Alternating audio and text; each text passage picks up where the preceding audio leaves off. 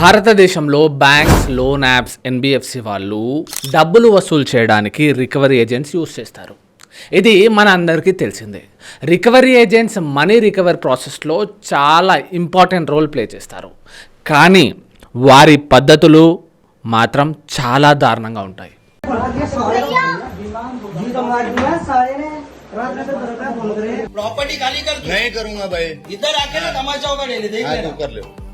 Recovery ఏజెంట్ల వేధింపులకు గురై చాలా మంది వేరే వాళ్ళ దగ్గర వాళ్ళ తల తాకట్టు పెట్టైనా డబ్బులు తీసుకొచ్చి వీళ్ళకి కడుతున్నారు. దీంతో మనం అర్థం చేసుకోవచ్చు వీళ్ళ హరాస్మెంట్ ఏ లెవెల్లో ఉంటుందో. కానీ ఇండియాలో ఈ రికవరీ ఏజెంట్ల టార్చర్ నుంచి విముక్తి పొందడానికి మన దేశంలో ఒక చట్టం ఉంది. దాన్ని యూజ్ చేసుకొని మనము సేవ్ అవ్వచ్చు. అస్సలామలైకుం, నమస్కారం. నేను మీ అడ్వకేట్ అలీ. ఈరోజు మనం సొసైటీలో చాలా ఇంపార్టెంట్ ఇష్యూ లోన్ యాప్స్ గురించి, లోన్ రికవరీ గురించి మాట్లాడుకుందాం. మీరు లోన్ తీసుకొని ఉంటే ఈ విషయం మీకు తెలిసి ఉండాలి. వీడియో పూర్తిగా చూడండి, మీకే అర్థమవుతుంది. నేను ఇలాంటి వీడియోస్ తీసుకొస్తుంటాను. వీడియోను లైక్ చేసి ఛానల్ను సబ్స్క్రైబ్ చేయండి. మనం మెడికల్ ఎమర్జెన్సీస్లో లేదా ఏదైనా కారణం చేత డబ్బులు కట్టలేని పరిస్థితుల్లో రికవరీ ఏజెంట్స్ టార్చర్ పెరిగిపోతుందండి. రికవరీ ఏజెంట్స్ వాడే భాష, వాళ్ళు మాట్లాడే తీరు వింటుంటే మన జీవితం మీద మనకి విరక్తి వచ్చేస్తుంది. వీళ్ళు ఉపయోగించే అనైతిక చట్ట విరుద్ధమైన పద్ధతులు ఒక సామాన్య మనిషి తట్టుకోలేడు. మనీ రికవరీ ప్రాసెస్లో కంటిన్యూస్ ఫోన్ కాల్స్ చేస్తుంటారు. కాల్స్లో బెదిరించడం, అన్పార్లమెంటరీ లాంగ్వేజ్ యూజ్ చేయడం. హలో మాట్లాడు, కాల్ కట్ చేసినావు ఏంద్రా? మాట్లాడు.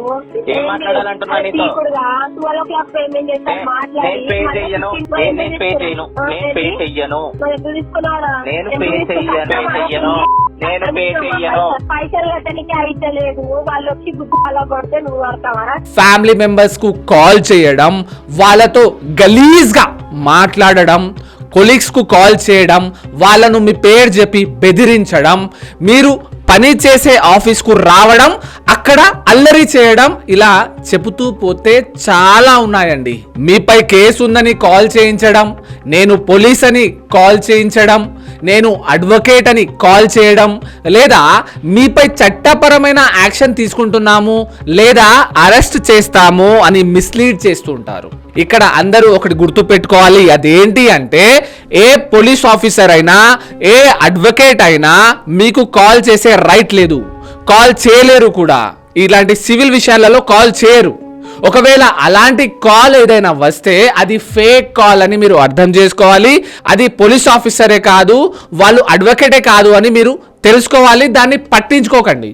మీ పర్మిషన్ లేకుండా డబ్బులు వసూలు చేయడానికి మీ ఇంటికి రావడం లేదా మీ ఆఫీసుకు వెళ్ళడం అనేది కరెక్ట్ కాదు. ఇది ఇల్లీగల్ యాక్ట్. అలా ఎవరైనా చేస్తే అస్సలు సహించకూడదు. మీరు వాళ్ళపై చట్టపరమైన చర్యలు తీసుకోవచ్చు. రికవరీ ఏజెంట్ల కార్యకలాపాలను కంట్రోల్లో ఉంచడానికి రిజర్వ్ బ్యాంక్ ఆఫ్ ఇండియా 2007లో కొన్ని గైడ్ లైన్స్ జారీ చేసింది. తర్వాత ఆ గైడ్ లైన్స్ ను 2017లో అప్డేట్ చేసింది. ఈ గైడ్ లైన్స్ ను రికవరీ ఏజెంట్లు కస్టమర్లతో ఇంటరాక్ట్ అయ్యేటప్పుడు తప్పకుండా పాటించాల్సిన అవసరం ఉంది. వాళ్ళ ప్రవర్తన కస్టమర్స్ పట్ల ఎలా ఉందో వివరిస్తూ లోన్ రికవరీ ప్రక్రియ చట్టపరంగా, ప్రొఫెషనల్ గా కస్టమర్ రైట్స్ ను రెస్పెక్ట్ ప్రాముఖ్యతను ఆర్బీఐ గైడ్ లైన్స్ లో క్లియర్ గా చెబుతుంది. రికవరీ ఏజెంట్లు reserve bank of India rules తో కట్టుబడి ఉండాలని, కస్టమర్ ప్రైవసీను ఉల్లంఘించకూడదని, మీ కొలీగ్స్, ఫ్రెండ్స్ లేదా కుటుంబ సభ్యులతో మీ రుణం గురించి చర్చించడానికి వాళ్ళకి ఎలాంటి రైట్స్ లేవు. ఇలా జరిగితే రికవరీ ఏజెంట్లపై చట్టపరమైన చర్య తీసుకునే హక్కు మీకు ఉంది. డబ్బులను వసూలు చేయడానికి మీరు విజిట్ చేసినప్పుడు ఆ రికవరీ ఏజెంట్ ఐడెంటిటీ కార్డును మీకు అడగక ముందే చూపించాలి. దాంతోపాటు మీ ఇంటికి వచ్చే ముందు మీ పర్మిషన్ అడిగి రావాలి. హోమ్ విజిటింగ్ ఆథరైజేషన్ లెటర్ ఆ సంబంధించిన బ్యాంక్ నుండి తీసుకురావాలి. ఇది చాలా ముఖ్యమైనది. ఈ రోజుల్లో మెడలో చైన్ వేసుకొని పాన్ నములుకుంటూ గడ్డం పెంచి చేతిలో ఒక 10 ఉంగరాలు వేసుకొని ఒక రౌడీలా ఇంటికి వచ్చి డబ్బులు వసూలు చేస్తున్నారండి. వీళ్ళు రౌడీలా రికవరీ ఏజెంట్లా అనే డౌట్ ఉంటుంది.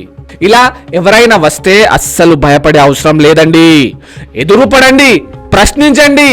ఇంకా వినకపోతే ఫోన్లో వీడియో తీయండి. ఇది మీకు ఎవిడెన్స్ గా రేపు పనిచేస్తుంది.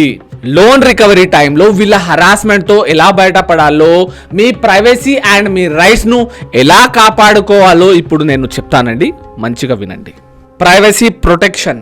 మీ ప్రైవసీ చాలా ఇంపార్టెంట్ అండ్ ఆర్బీఐ నిబంధనల ప్రకారంగా రికవరీ ఏజెంట్ మీ పర్సనల్ స్పేస్లోకి చొరబడడం అనేది ఖచ్చితంగా ఇల్లీగల్ యాక్ట్. సింపుల్గా చెప్పాలంటే ఒక థర్డ్ పర్సన్ లైక్ మీ సహోద్యోగి, స్నేహితులు లేదా కుటుంబ సభ్యులతో మీ లోన్ విషయాలు డిస్కస్ చేయకూడదు. రికవరీ ఏజెంట్ ఒకవేళ ప్రైవసీ బౌండరీస్ దాటితే వారిపై చట్టపరంగా చర్యలు తీసుకునే హక్కు మీకుంది. ఇది గుర్తుపెట్టుకోండి, ఇది గ్రహించండి. డబ్బులు వసూలు చేయడానికి రికవరీ ఏజెంట్ వచ్చినప్పుడు ఆ రికవరీ ఏజెంట్ ఐడెంటిటీ తీసుకోండి. వచ్చిన వ్యక్తి రికవరీ ఏజెంటా, గూండానా లేదా ఎవరైనా దొంగనా అనే విషయం అయితే మీరు తెలుసుకోవాలి కదా. అందుకే మీరు ముందు వాళ్ళ బ్యాంక్ నుండి ఇచ్చిన ఐడెంటిటీ కార్డ్ తప్పనిసరిగా అడగండి. ప్రతి బ్యాంక్ వాళ్ళ రికవరీ ఏజెంట్స్ కు ఆఫీషియల్ ఐడెంటిటీ కార్డ్ ప్రొవైడ్ చేస్తుంది. వాళ్ళు కస్టమర్స్ అడిగినప్పుడు ఆబ్జెక్షన్ చేయకుండా దాన్ని వాళ్ళకి చూపించాలి. వాళ్ళ ఇష్టపరంగా వాళ్ళకు చూపించాలి. వాళ్ళు చూపించడానికి నిరాకరిస్తే వాళ్లకు అస్సలు సహకరించకండి. మీ దగ్గర వచ్చిన రికవరీ ఏజెంట్ అది ఒకరైనా ఇద్దరైనా లేదా ఎంతమంది అయినా అందరి దగ్గర ఐడి కార్డ్ ఖచ్చితంగా ఉండాలి. ఒకవేళ ఎవరైనా వ్యక్తి దగ్గర రికవరీ ఏజెంట్ అని చెప్పి తన దగ్గర కార్డు లేకపోతే అలాంటప్పుడు వెంటనే బ్యాంకుకి లేదా పోలీస్ వాళ్ళకు సంప్రదించండి. అస్సలు దీనికి వెనకాడకండి. గౌరవప్రదమైన కమ్యూనికేషన్స్ వీళ్ళు వాడాలి. రికవరీ ఏజెంట్స్కి కొన్ని నియమాలు, కట్టుబాట్లు ఉండాలి. అందులో రెస్పెక్ట్ఫుల్ లాంగ్వేజ్ అనేది చాలా ముఖ్యమైనది. బ్యాంక్ లోన్ అప్పు లేదా ఎన్బిఎఫ్సి వాళ్ళు ఇచ్చిన అమౌంట్ తిరిగి వసూలు చేయడం వాళ్ళ లక్ష్యం అయినా సరే వాళ్ళు ప్రతి క్లయింట్తో గౌరవంగా ప్రొఫెషనలిజం మెయింటైన్ చేయాలి. ఇది వారి ఇంకిత బాధ్యత. ఆర్బీఐ రూల్స్ ప్రకారం ఏజెంట్ ఉదయం 8 గంటల నుండి సాయంత్రం 7 గంటల మధ్యలో మాత్రమే మిమ్మల్ని విజిట్ చేయొచ్చు, మిమ్మల్ని కాంటాక్ట్ చేయొచ్చు. మార్నింగ్ 8 కన్నా ముందు, సాయంత్రం 7 తర్వాత మిమ్మల్ని కాల్ చేసే అధికారం లేదు. ఇది గుర్తుపెట్టుకోండి. మీరు ఒకవేళ షిఫ్ట్ వైజ్ వర్క్ చేస్తూ ఉంటే మీకు ఏ టైం అయితే ఫీజిబుల్ ఉంటుందో ఆ టైంలో మాట్లాడవచ్చు. మీరు కంఫర్ట్ లేని టైంలో మాట్లాడాలని వాళ్ళు మీకు బలవంతం పెడితే ఆ గైడ్ లైన్స్లో ఉన్న దాన్ని వాళ్ళు ఉల్లంఘించినట్టే. దీన్ని మీరు గమనించాలి. మీ ప్రైవసీని ఉద్దేశించి ఎవరైతే రికవరీ ఏజెంట్స్ వస్తారో వాళ్ళ ఐడెంటిటీ కార్డ్ అడగండి, ఆధార్ కార్డ్ అడగండి. అవి రెండు కూడా మ్యాచ్ అవుతుందా లేదా చూడండి. రెస్పెక్టబుల్ కమ్యూనికేషన్ చేయాలి. మీకు కాంటాక్ట్ అయ్యే టైంలో మీ హక్కులు ఏంటి తెలుసుకోవడం చాలా ముఖ్యం. ఎందుకంటే న్యాయపరమైన చట్టబద్ధమైన లోన్ రికవరీ ప్రాసెస్ను జరగాలి. ఇది చాలా ఇంపార్టెంట్. లోన్ రికవరీ విషయానికి వస్తే రిజర్వ్ బ్యాంక్ ఆఫ్ ఇండియా కొన్ని గైడ్ లైన్స్, దాని గైడ్ లైన్స్లో రికవరీ ఏజెంట్ల వేధింపులు లేదా బెదిరింపులకు గురి చేస్తే లేదా అలాంటిది ఏదైనా చేస్తే అది స్పష్టంగా నిషేధిస్తుంది. అవి ఏంటో ఇప్పుడు తెలుసుకుందాం. బెదిరింపులు లేదా బ్లాక్మెయిల్ చేయడం, రికవరీ ఏజెంట్లు కస్టమర్ లేదా వాళ్ళ కుటుంబ సభ్యులను బెదిరించడం, ఫిజికల్ ఫోర్స్ అప్లై చేయడం లేదా ఏ విధంగా అయినా థ్రెట్ చేయడం, ఇదే కాకుండా మెంటల్ ట్రామాకి గురి చేయడం, అబ్యూజివ్ లాంగ్వేజ్ యూజ్ చేయడం అనేది ప్రొహిబిటెడ్. పబ్లిక్లో అవమానించడం, ఎట్టి పరిస్థితుల్లో అయినా ఏ రికవరీ ఏజెంట్లైనా డిఫాల్ట్ అయిన కస్టమర్ వివరాలు పబ్లిక్ చేయడం లేదా సోషల్ మీడియాలో లేదా పబ్లిక్ నోటీస్ బోర్డు లేదా ఏదైనా మాధ్యమం ద్వారా వాళ్లకు అప్పులు ఉన్నాయని ఒక థర్డ్ పర్సన్కి తెలియచేయడం ఆర్బీఐ అసలు అనుమతించదు. రుణగ్రహీత గోప్యతను ఎల్లప్పుడూ గౌరవించాలి. ఏజెంట్లు వాళ్లకు ఫీజిబుల్ లేని సమయాలలో వాళ్ళకి సంప్రదించకూడదు. థర్డ్ పర్సన్కి మీ లోన్ గురించి చెప్పకూడదు.